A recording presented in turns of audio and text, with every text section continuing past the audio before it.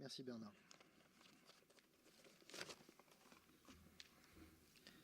Madame le maire, Monsieur le Président, Mesdames, Messieurs, bienvenue dans la région Est, terre d'accueil de ce 46e congrès du DLR. J'ai l'honneur et le plaisir de vous dire quelques mots sur notre région et si vous me le permettez, j'aimerais exprimer à quel point ce congrès, qui marque une étape dans l'évolution économique de nos entreprises, doit être à l'image de la région qui l'accueille. Si l'on évoque la région Est, celle-ci, après 2 années de crise économique intense, marquée par la fermeture d'usines de renom, par une chute de l'ordre de 50% des mises en route de matériel neuf, par une brutale perte de rentabilité de l'activité location, a su reprendre progressivement le chemin de la création de valeur en 2010. L'Alsace, la Lorraine et la Champagne-Ardenne, animés par 135 distributeurs, loueurs et réparateurs, conjuguent depuis quelques mois plusieurs facteurs clés de succès qui doivent nous faire croire en un avenir économique meilleur. Je citerai pêle-mêle le lancement officiel des travaux de la seconde phase de la LGV Est, estimée à 2 milliards d'euros, et qui mettront Strasbourg à 1h50 de Paris. La réouverture programmée de plusieurs plans industriels, dont ceux de Mittal en Lorraine. Les quelques bons indicateurs qu'on commence à voir poindre dans la presse économique concernant la construction et notamment, entre autres également, la production de granulats. Et enfin, chose extrêmement importante pour nos métiers, la création de plusieurs BTS en maintenance de matériel de TP et de manutention. Si l'on évoque plus particulièrement la région Champagne-Ardenne, n'étant pas moi-même du Cru, j'ai dû m'adjoindre les services d'un champenois bien connu du DLR, à savoir Philippe Papin. Qu'il soit ici remercié pour ses lumières sur Reims et sa région, lumières qui m'auront été bien utiles pour la suite de ce discours. La région Champagne-Ardenne, donc, malgré la diminution récurrente du nombre de ses habitants, a su bâtir un plan de reconquête. De grands chantiers ont été engagés pour redonner de l'attractivité à Reims, qui, d'après les dires de ce fameux champenois, était devenue une belle endormie et pour laquelle l'arrivée du TGV a sonné l'heure du réveil. Je laisserai le soin à Thierry Vatelet de vous conter l'histoire de Reims, mais je vous précise tout de même que de ce passé, Reims a hérité de 3 édifices classés au patrimoine mondial de l'UNESCO, la cathédrale Notre-Dame, le palais du Thau et la basilique Saint-Rémy. Sans oublier que le catholicisme, à travers ses moines, a aussi amené la découverte du champagne, moteur de l'économie régionale, au même titre que l'agro-industrie. Avec la création de Reims Métropole, l'agglomération s'équipe d'un tramway qui sera inauguré le 17 avril. Puis avec le départ de la base aérienne 112, la ville reçoit un bol d'oxygène qui lui redonne de nouvelles possibilités d'expansion.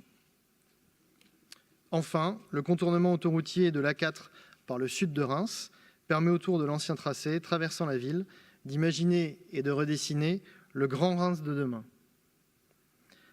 Aussi, souhaitons que ce congrès 2011 soit à l'image de Reims, pétillant et en plein envol, et permettez-moi de vous présenter celle qui est au cœur de ce nouveau Reims et à qui nous demandons de nous faire partager son projet pour l'agglomération rémoise.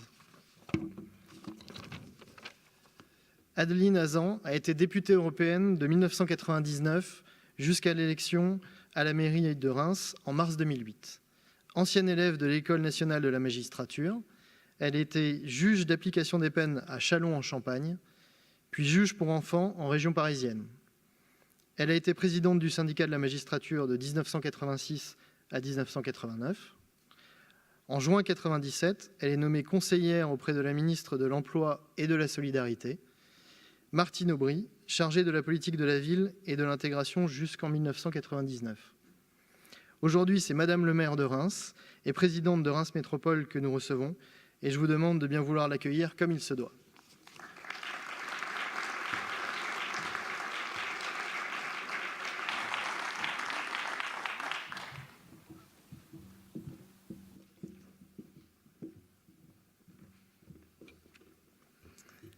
Monsieur le Président de DLR, Messieurs les coprésidents de région, Messieurs Tilly et Papin, Mesdames et Messieurs les représentants et dirigeants d'entreprise, Mesdames et Messieurs les intervenants, Mesdames et Messieurs, Je suis très heureuse de vous accueillir aujourd'hui et pendant ces 2 journées à l'occasion de votre 46e édition du congrès de DLR dans cette magnifique ville de Reims et ce beau centre des congrès. Je tiens tout d'abord, bien sûr, à saluer la présence de M. Bernard Pontet, président, qui nous fait l'honneur de sa présence. Je sais qu'il s'agit d'un moment important pour Pierre Tilly et Philippe Papin, qui ont eu à cœur d'organiser ce congrès dans notre ville de Reims. Et à cet égard, je veux également remercier et féliciter mon ami Hervé Toulet, qui s'est fait l'intermédiaire.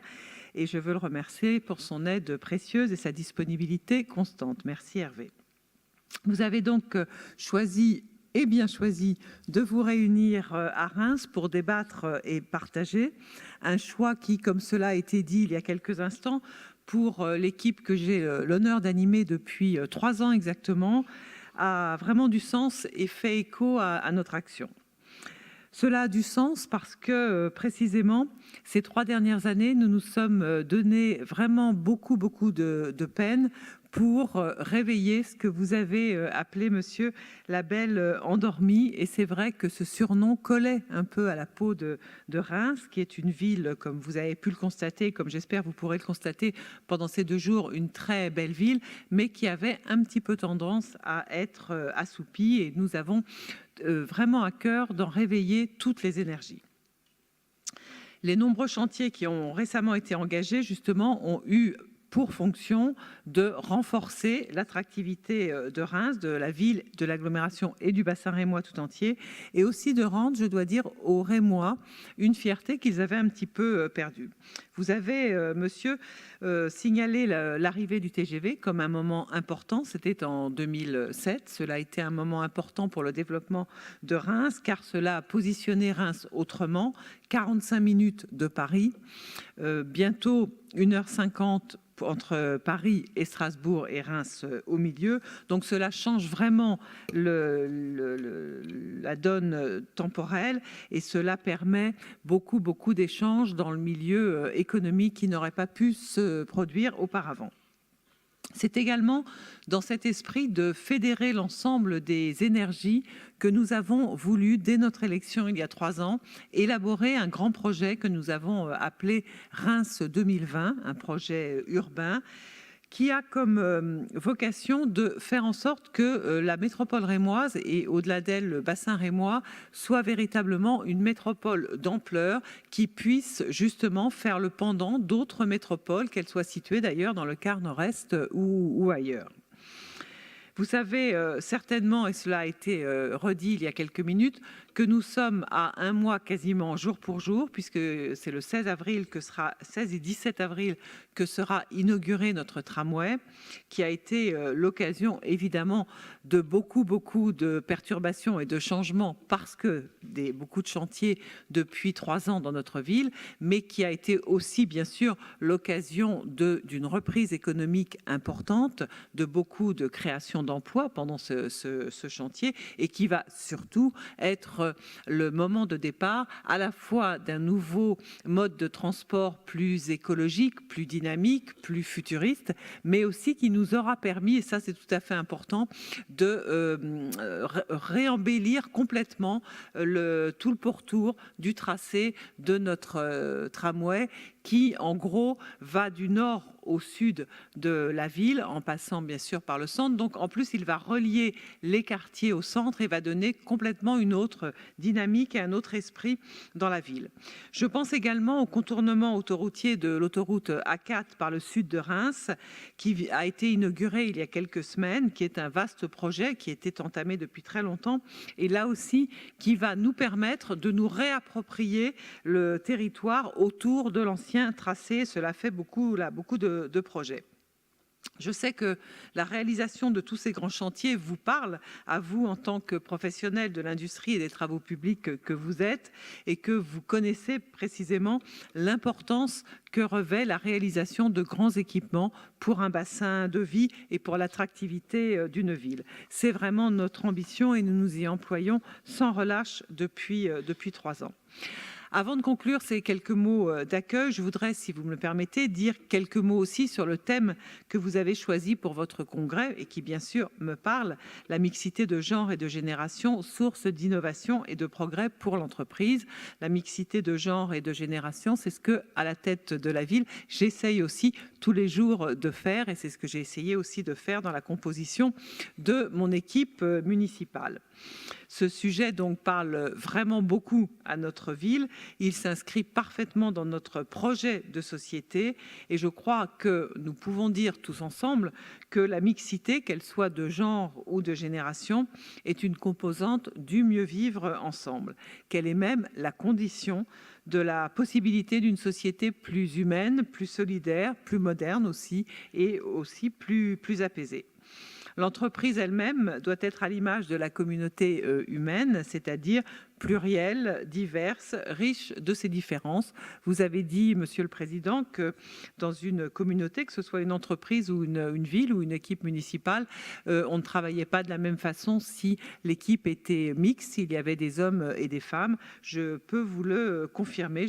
J'ai eu vraiment à cœur dans mon équipe qu'il y ait la moitié d'hommes et la moitié de femmes et je crois que ça change beaucoup les choses. Nous tous, que nous soyons élus, industriels ou chefs d'entreprise, finalement, nous devons répondre à la même double exigence, celle qui consiste à s'enrichir des différences des uns et des autres, de promouvoir la diversité et la mixité, tout en fédérant justement ces hommes et ces femmes dans un même projet, en rassemblant les énergies pour les tendre vers un même but. C'est ce que vous faites quotidiennement, c'est ce que nous faisons quotidiennement. C'est une mission tout à fait essentielle, c'est une mission enthousiasmante, parfois difficile, mais à laquelle nous tendons tous les jours. Je crois que c'est cela la véritable source de progrès pour les entreprises, pour les villes, donc finalement pour la société tout entière. Je sais que vous allez, je vais terminer mes quelques mots en vous souhaitant à nouveau un très bon accueil à Reims, car je sais qu'au-delà bien sûr de la production intellectuelle que vous n'allez pas manquer de faire dans les heures qui suivent, j'ai vu que vous avez un programme tout à fait sympathique et que vous allez à la fois pouvoir voir et savourer de très très belles choses. Donc je vous souhaite vraiment de passer de très belles journées à Reims. Encore bienvenue dans notre métropole. Merci à tous.